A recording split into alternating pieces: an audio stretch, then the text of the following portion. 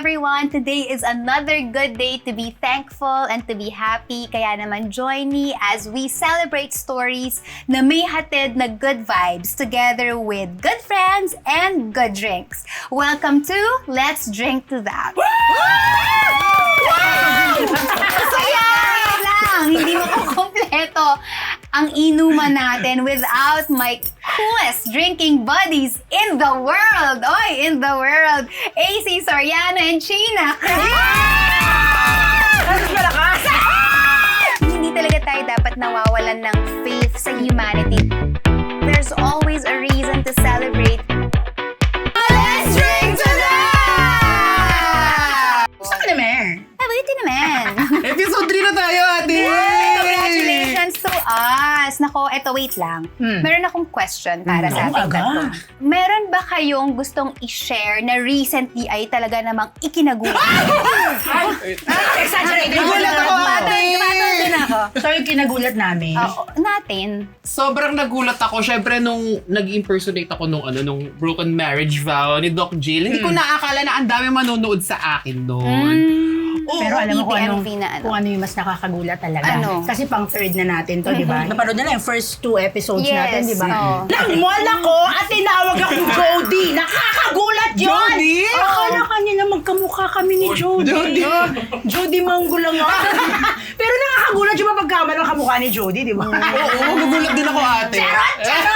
But anyway, nakakagulat Ako sa'yo. talagang nagulat ako sa laki ng suporta na natatanggap natin para sa show. Thank you po sa inyong lahat. Thank you so Sa lahat ng much. mga nanonood. Yes. And syempre, hindi tayo pwedeng magsimula ng hindi natin nalalaman ano ba ang ating drink of the day. Wait lang, since nagkakausapan na nga tayo ng mga gulatan-gulatan na eto na ang drink of the day, ako ang magpe-present sa inyo. Okay. Dahil ang hinanda kong drink of the day ay Sagot Gulaman. Ang classic nito. Correct. Alam niyo ba kung bakit yan ang pinili kong itotoma natin ngayon? Bakit? Kasi hindi lang siya yung tipo, kunyari, umiinom ka ng juice. Feeling mo juice lang, di ba? Pero surprise, may magugulat ka dyan dahil meron niyang soft gulaman and delicious sagot. Kaya panindigan naman natin yung gulatan na topic natin today dahil tamang-tama cause our set of good news today, may mga unexpected na twists and surprises din na parang sagot gulaman. Oh, Diba? I'm so excited, AC and Sheena, dahil today mag-share na naman tayo ng good vibes para sa ating mga viewers. Kaya naman, let's drink to that! Hello, namiss ko yun. Cheers na yung first higop natin. Let's try. Tikman natin. Higupin ko yung sagot. Delicious. Wow, okay, good news number 1 muna tayo. Diba kasi kapag sinabi na nagtatrabaho ka sa gobyerno, usually may isip mo dyan, strict, diba? Tapos talagang meron kang mga protocols na kailangang sundin at meron kang uniform na dapat isuot. Pero ngayon, may plot twist that alam nyo ba na mga government workers natin can now dress in line with their gender identity. Naku, sabi ng pabo ha, napakagandang balita po niyan, especially para sa mga LGBTQIA+ community na nasa gobyerno. At to be specific ha, transgender employees can now wear clothes na naaayon sa kanilang gender expression. Mapa-masculine man o feminine, walang may pake, walang kailangan matakot. Be who you are. Tama. At the same time, para naman sa mga cisgender women employees na rin, hindi rin sila required na nakapalda na. Oo. Pwede na nilang, pwede sila magpantalon kung doon sila mas komportable. So maraming salamat po sa revised dress code ng Civil Service Commission. Ang bongga nung news na yan. So parang ang dating talagang come as you are. As long as siguro you have to dress appropriately lang, di ba? Hindi medyo Opisina pa rin. provocative. Wala namang labas-labasan ng ngingit, di ba? Yung parang, saan ka lang komportable, di ba? Kunyari, di ba, syempre pagka babae, normally, alam naman natin kapag ka sa, let's say, sa isang department, o kailangan Nakapalda. palda. So ngayon, kung gusto mong magpantalon, then go. Pwede You're free na. to do so. And hindi lang siya limited for the LGBTQIA++ community, di ba? Kumbaga parang kahit sino. So, para sa cisgendered population din. Kasi at saka mas maganda rin yan dahil nga pagpapasok ka, sabi mo nga, yung parang yung comfortable ka. Mas maganda yung ba mag-work ka. Kung komportable ka, mas makakatrabaho ka ng maayos. Ito na nga, 2025 na, lahat tayo ay may kanya-kanyang amat sa buhay. May times na masculine tayong manamit, may times na feminine tayong manamit. All we need is to respect kung ano yung mga nais nating suotin araw-araw. Di ba? Nafa-fluctuate ang lahat ng bagay. Maski gender nagpa-fluctuate. And I believe so. Parang suot mo kung ano yung trip So, mo.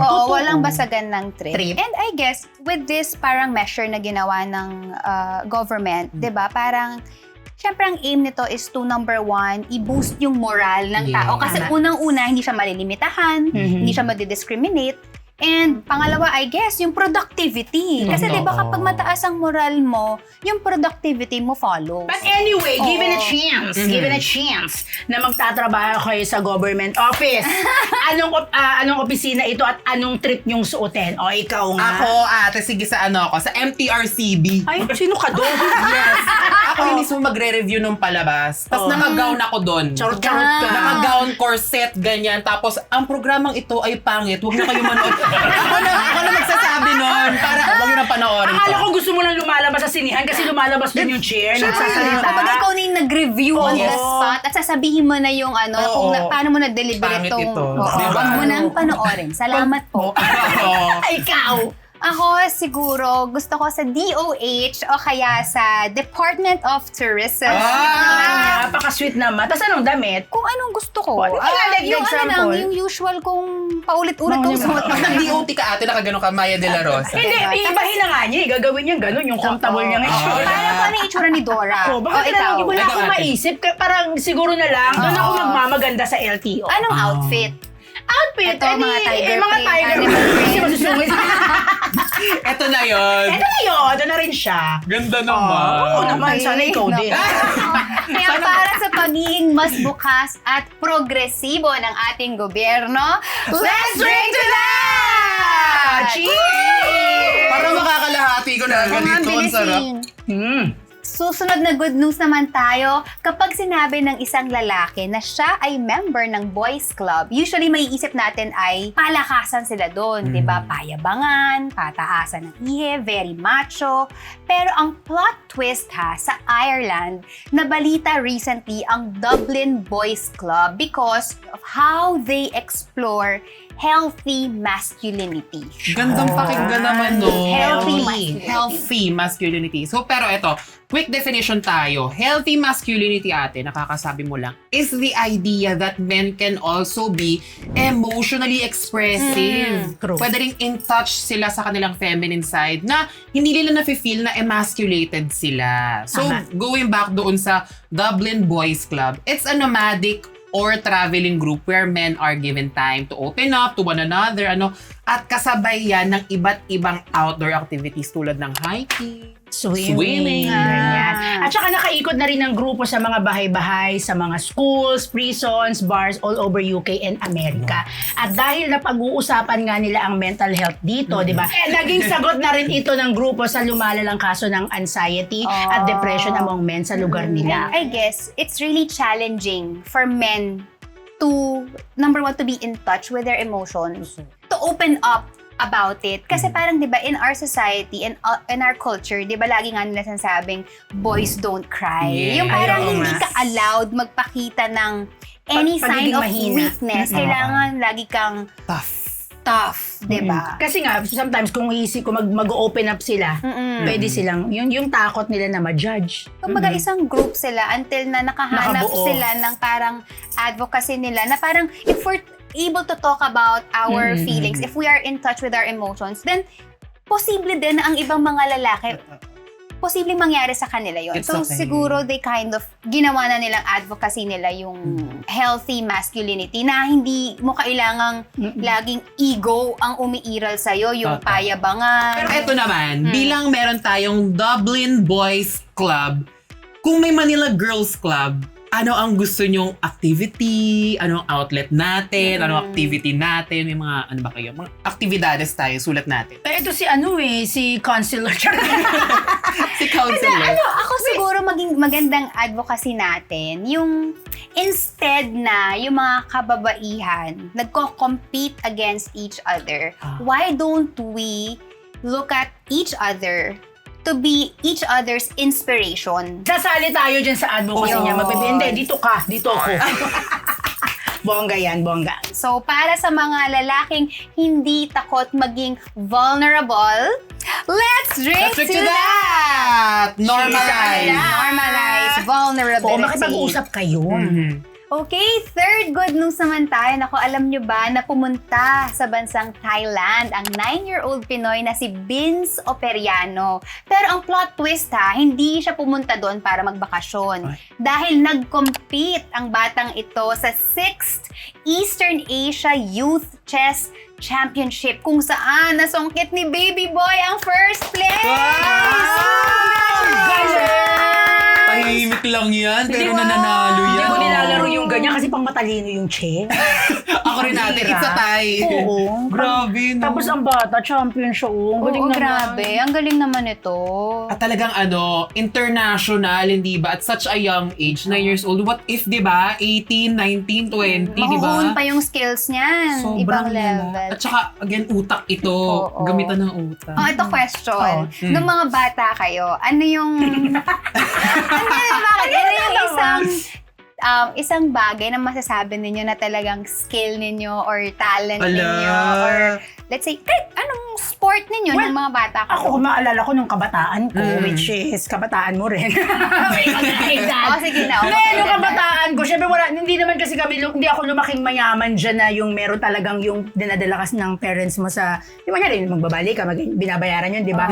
Nung kabataan ko wala, naglalaro lang kami sa labas, naglalaro kami Chinese garter. Ang payat ko nun, so tinatalon ko yan ng ganyan na nakataas. Girl, yung ganyan yung nakataas pa, naaabot ko yung ganun. Ay, hindi ate. Alam ko kung paano mo naaabot. Ayun na nga. Gagawin. Nakaganon mo yan. Ikaw mo yan. Pag bumaba na. Natatawa siya, ate. Ako gaganon. Chinese garter, ikaw. Ako sa singing talaga ako, ate. Nagja-champion naman ako minsan. Pag di magagaling mga kalaban mo. Ay, ikaw. Nabanggit ko na to last time, yung elementary ako tsaka high school, volleyball. Ay, volleyball. Yun lang. talagang Tapos, sports na. grade 5 yan, super join ako ng mga declamation contest. Sample! Ganon. Sample! No! You're done. Papingin lang yan. You're done. Real sweet. Grabe, Yun. no? So, para sa mga bata na may natatanging galing at talento, para sa inyo to, let's drink to that! Diba? Grabe, mga Eto na. bagets. Malapit na mga lahat yung shago. And finally back to world news naman tayo dahil sa Sweden, encouraged ang grandparents to take care of their grandkids. Especially if working na si mommy at si daddy. At ang plot twist, bahabayaran nila. Pero actually, naisa batas na ito and it says, parents can transfer up to 45 days of their parental leave to grandparents for their grandchild's first year. Ayan. And then 90 days naman kung single parent ka at ito ay galing sa generous insurance policy system ng Sweden kung saan ang mga ama ay meron ding paid parental leave. Ang bongga Ganda naman nun. Ang sarap naman sa Sweden. At saka nabasa ko, tignan mo to, the first policy of its kind gives parents the ability to transfer up to 3 months of their 16 months paid parental leave to grandparents. So, 3 months. Malaki din yun. Oo, Kasi syempre, bayad si lolo't aminin lola. natin na ang mga lolo't lola, kung kasama mo sa bahay, sila naman talaga din ang nagbabantay sa kanilang mga apo-apuhan, di ba? Matik. Oo. Yun, di ba, At saka ang ganyan? ganda kung paano pinahahalagahan ng Sweden yung family system. Yeah. Diba kasi kahit papano nangyayari, minsan yung iba, diba, kapapanganak pa lang, walang choice. Walang choice. Trabaho. Pero dito sa kanila, I think nakikita talaga nila yung importansya. Ng family. Oo, na yung bond pa rin ng mother, father, child, especially dun sa napaka-vulnerable time ng infancy, diba? So, Tama, ang tama. galing. And also, for the lolos and lolas, yung they'd feel very much part of the family and yung meron pa rin silang importance and significance. Ayaw kong tanggalin sa mother ko. Yung ayoko siya mawala ng sistema hanggang pagtanda niya. So pag nagkaanak ka, pag nailabas mo na, Yun lang, earn na lang yung laman nito. siya rin ang mag-aalaga. Mabaho to pag nilabas. Hindi kapag ka ganun, kasi may sariling restaurant si Mami. Yung parang hanggat ayaw niyang tigilan yun. Bibigay mo bahala sa ka. kanya. Oo. Kasi pag nawala ng sistema ang tao, naniniwala ako. Parang, Nagkakasakit. Nadidiscourage May ganun mo, din. nagkakasakit. Oo, di ba? Pag yung meron silang usual na ginagawa, tapos tinanggal mo, ay, matanda ka na, pahinga ka na, At huwag ka saka, nang I ganyan. think yung nagkakaroon ng cognitive decline. yes. Kasi wala nang ginagawa eh. Kailangan kahit papano na i-exercise mo rin yung Tama. brain mo with the activities na ginagawa mo. True. Ayun, at para sa ating mga nakakatanda na deserve ang more blessings, let's drink to that! Oh, we love our lolas and lolas. Lolas and lolas!